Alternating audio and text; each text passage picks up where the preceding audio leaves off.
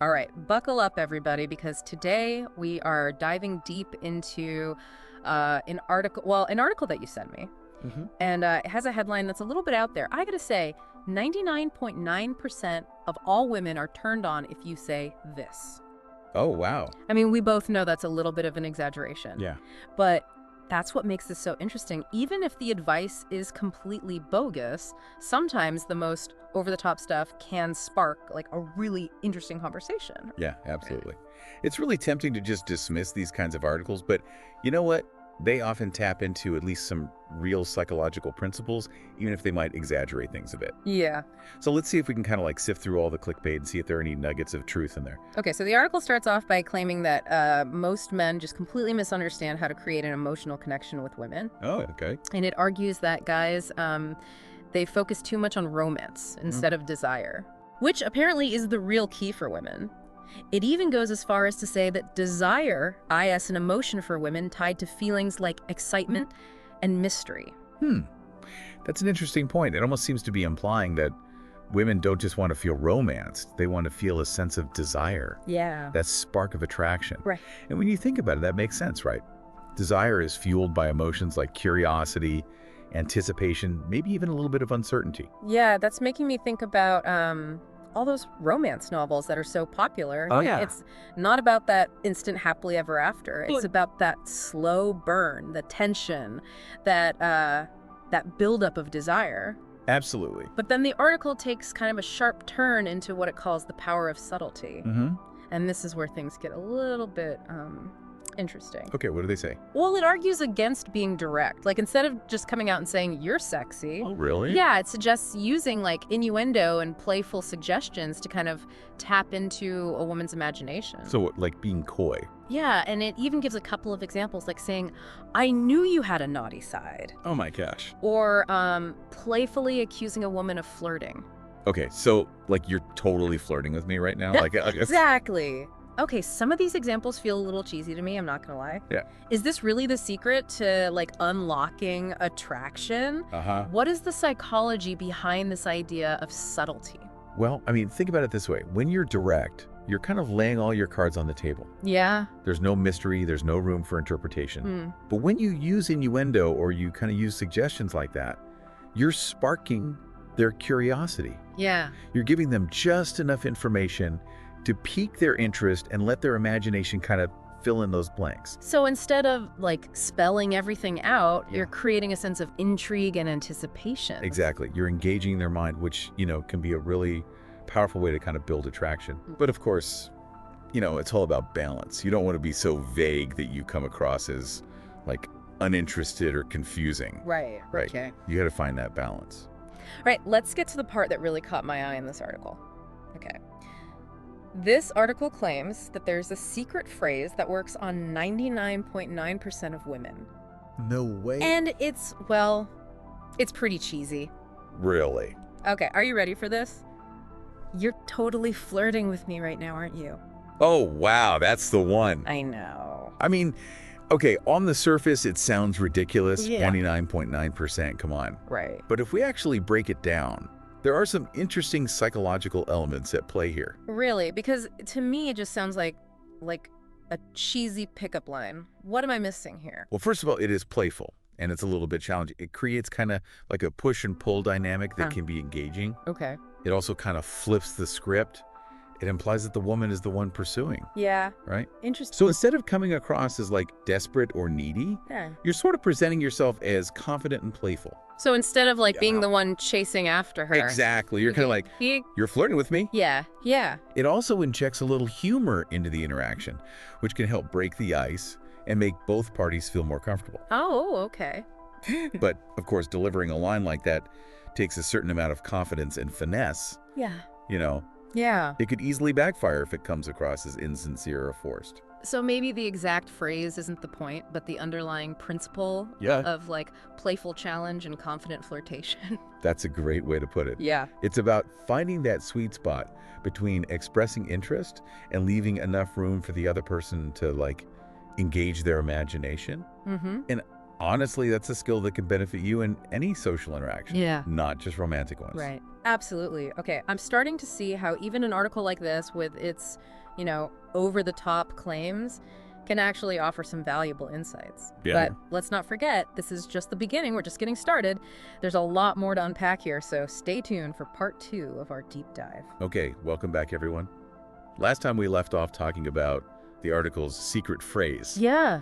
And how, despite being, pretty cheesy, it actually highlighted some interesting points about playful challenge and confident flirtation. Yeah, it was a good reminder that sometimes the most outlandish claims can actually lead to some valuable insights. Right. But let's move on to another intriguing concept that this article brings up. The Yeah. idea that for women, desire starts in the mind. It's not just about physical attraction. Right. It's about the thoughts, the fantasies, the buildup of anticipation. Absolutely. And the article actually connects this idea to the immense popularity of romance novels. Oh, yeah. Think about it. Yeah. Those stories like the slow burn, the stolen glances, the witty banter. Yeah, yeah. It's all about creating a sense of longing and anticipation, not just jumping straight to the happily ever after. Oh, I totally get that. It's like the journey is just as important as the destination. Yes. Maybe even more so. Exactly. And the article seems to be suggesting that this same principle applies to real-life attraction. Instead of being overly direct or explicit, Yeah. we should focus on creating an atmosphere of intrigue and letting the other person's imagination take over. Right. It's about creating a sense of mystery, Yeah. a spark of curiosity that makes the other person want to learn more about you. Okay. Think about it this way. Yeah. If you're reading a mystery novel and the author reveals who the killer is on the first page, would you keep reading? Probably not. Right. The suspense is gone. Exactly. The fun is over. So in a way, we need to be a little bit like mystery novel authors when it comes to attraction. Oh, okay. Interesting. You want to keep the other person guessing, keep them engaged, keep them wanting more. Yeah. And that doesn't mean playing games or being manipulative. Right. It's about revealing yourself gradually, Yeah. sharing bits and pieces of your personality, and letting the other person kind of put the puzzle together. Okay. That makes a lot of sense. But Yeah. isn't there a risk of being too subtle? What if the other person doesn't pick up on your hints Yeah. or misinterprets your intentions? That's a valid concern. Yeah. And like I said before, it's all about balance. Yeah. You don't want to be so subtle that you become invisible. Right. But remember, communication is a two-way street. Right. Pay attention to the other person's responses, their body language, their level of engagement. So it's not just about sending out signals. Right. It's about being receptive to the signals that the other person is sending back. Yes, exactly. Like a dance where you're both leading and following at the same time. Precisely. And that takes practice, Yeah. observation, and a willingness to be open to both positive and negative feedback. Right. But the rewards can be worth it. When you master the art of subtle sortation, you're essentially inviting the other person to participate in the creation of the attraction, rather than just passively receiving it. That's such an interesting way to think about it. Right. It's not just about making someone feel attracted to you. It's about creating a shared experience where attraction can kind of blossom organically. Exactly. Yeah. And that brings us to another point the article touches on, albeit briefly. Okay. The importance of what not to do. Uh-huh. It cautions against being too explicit, too needy, or too eager to rush things. Yeah, that what to avoid section basically boiled down to Yeah. be confident, read social cues, and don't be a creep. Right. It's common sense advice. Yeah. But sometimes we all need a reminder. Mm-hmm. And what's interesting is that even though the article frames this in terms of techniques and strategies, Yeah. it actually points to some fundamental truths about healthy relationships. You mean respecting boundaries? Paying attention to the other person's comfort level? Absolutely. And being genuine in your interactions. Exactly. Because at the end of the day, true attraction isn't about manipulating someone into liking you. Right. It's about creating a connection based on mutual respect and understanding. I'm really starting to appreciate how this article, despite its clickbaity headline, sometimes over-the-top advice, Yeah. actually raises some valuable points about the nuances of attraction. Mm. It's making me think about how I approach these interactions Wow. and how I can be more mindful and intentional in the way I communicate. And that's the beauty of a deep dive like this. Yeah. We're not just taking the information at face value. Right. We're analyzing it, questioning it, and extracting the insights that resonate with us. Okay, we've covered a lot of ground here, but I feel like we've only scratched the surface of this article's unique perspective on attraction. Indeed. In part 3, we'll pull everything together and discuss some of the bigger picture implications of this article's claims, including the ethical considerations of influencing desire. Stay tuned. Welcome back to the final part of our deep dive into this, let's just say, unconventional article about attraction. We've analyzed its claims, laughed at some of the cheesier parts, and I think even had a few aha moments along the way.